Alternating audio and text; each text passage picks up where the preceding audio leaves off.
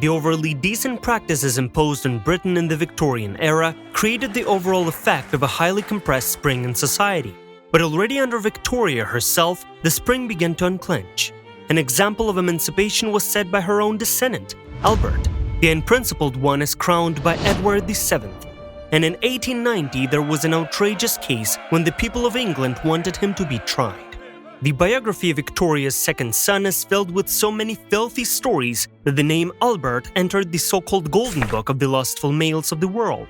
Of course, some know him best for his diplomatic skills, but all this will come much later. By the way, he became the king only at the age of 59. That is, he's more remembered by the world as Albert, and not as Edward VII. This is Flip Side of History. Welcome to this channel.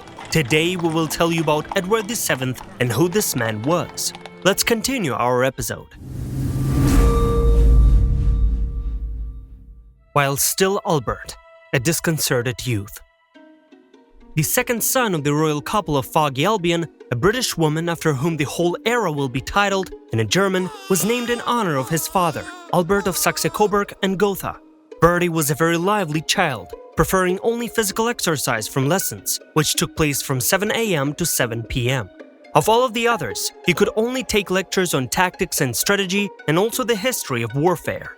But when it came to the rest of the subjects, the frisky boy lagged far behind his elder brother and sister, since he didn't show any interest in the sciences of the precise, natural, or humanitarian series at all. Though the attempt of a strict mentor to rudely influence him ended with the fact that the blue-blooded devious boy simply threw a stone at him. Thus, we can say that from early childhood and then in adolescence, our hero was ready for the role of a bad boy, anti-Victorian, which fate had prepared for him. His parents decide that the young man will take his head at the university, and so they decided to send him to Oxford. They were truly ashamed. The same exact daring youth. An Epicurean from birth, Bertie, away from the royal palace, was finally able to fulfill his lifelong dream of simply making friends. The fact is that his mother and father did not allow him to do this in his adolescence. The guy was inclined to communicate with people who were not quite adequate. And now, finally, there was nothing to prevent him from getting along with those dandies who had shown him all the best attractions in London, the most fashionable salons, the craziest taverns in the city, and the most famous brothels. In addition, he discovered such a source of pleasure as a huge cigar. The guy smoked them for hours. It is not even clear where he actually spent more time, in Oxford or in the capital, where in the opinion of the ruler, he should not have been at all. Sad to say, but from Buckingham Palace, it was completely impossible to see what was happening in the rest of the city. Later, Victoria will blame her husband for the sharp deterioration of her health, and therefore for the death of her good-for-nothing son. After the death of Albert of Saxe-Coburg and Gotha, their relationship with their second son would never return to the stage of warm relatives. She will help him advance, but not love him ever again. The fact is that both in Oxford and in the main city of the empire, everyone had heard of the pleasures of one of the offspring of gods rubbed with oil men. Everything was reported to the queen's consort. His heart was rapidly weakening. A saving marriage to a Danish woman. The mistress of the British Empire has come up with only one way to prevent the Prince of Wales from turning into a gambler, a complete fan of horse racing, a drug addict, an alcoholic, and even a patient in a clinic for venereal diseases. She suddenly arranged for her son to get married. Thank God, Denmark was not averse to the idea of giving in marriage of one of its princesses, Alexandra, to an adulterer. By the way, the younger sister of the young Alex, Dagmar, who later married the Russian Alexander III, would become Maria Fedorovna after a baptization process in Orthodox Church. To be completely honest, the arrogant man did not want to get married, but he felt better after getting to know Alex better. She turned out to be of an easy, far from Victorian temper. She was happy to joke and did not refuse to visit all sorts of fashionable places along with her husband. Of course, this time they were at least decent. More than that, the prince, finding his wife very attractive, for a while distracted himself from all his drunkenness and prostitutes. The couple begins to have plans for children, and then the woman gave birth.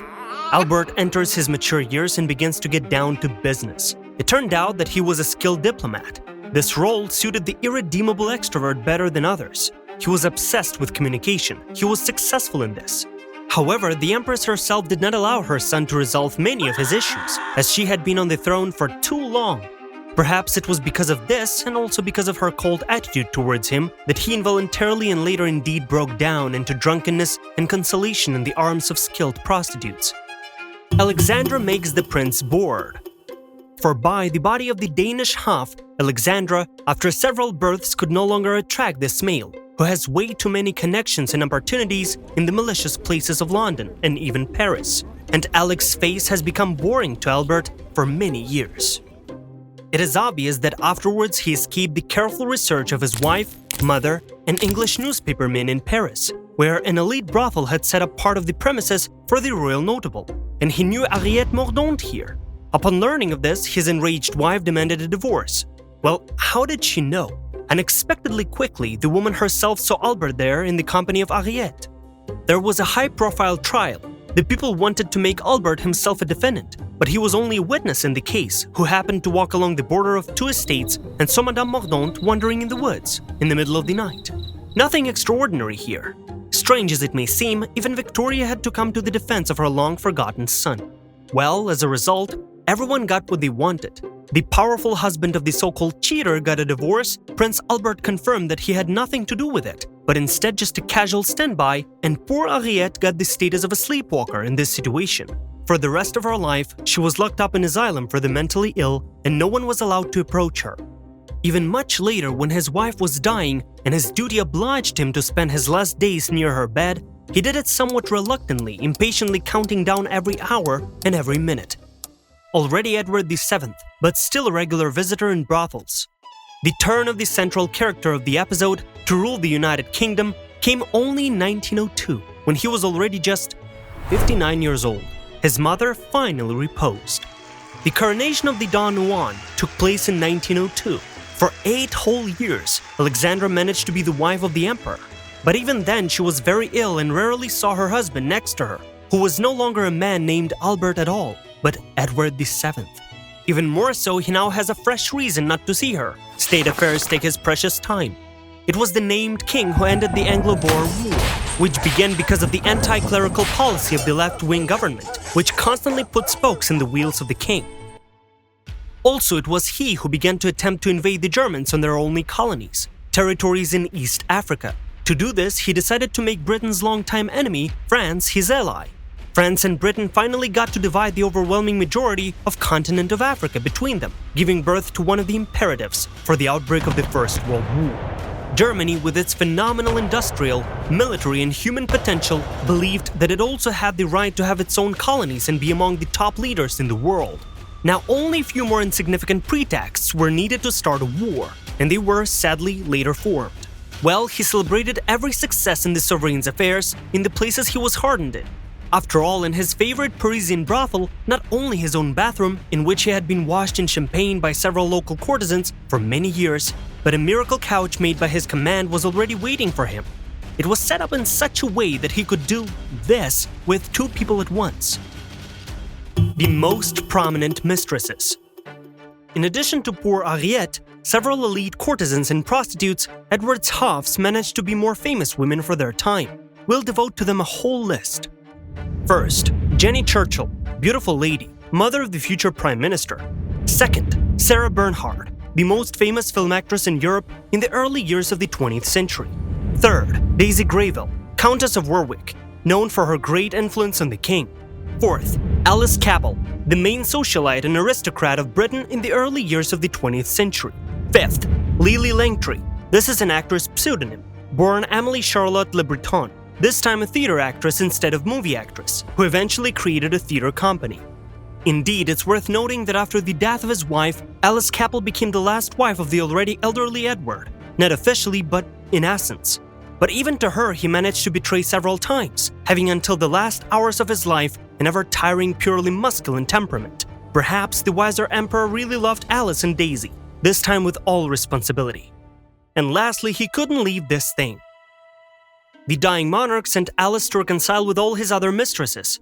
Originally, it was planned that they would all appear at his deathbed. For her intricate moments, Cabell, she was the last love of the ruler of the world's largest empire, received a lifetime pension from the state, and her cuckold husband received a huge promotion.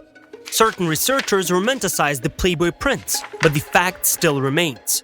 The hero of our episode, occupying a supreme position of the British government, abused it. Because of this man, a healthy woman ended up in a mental hospital for life, Harriet Mordaunt. Important persons cover up the traces of pleasures. That is it for today. Thank you for watching our episode. We hope you enjoyed watching it. Subscribe for more episodes and leave a like. And for now, we see you later.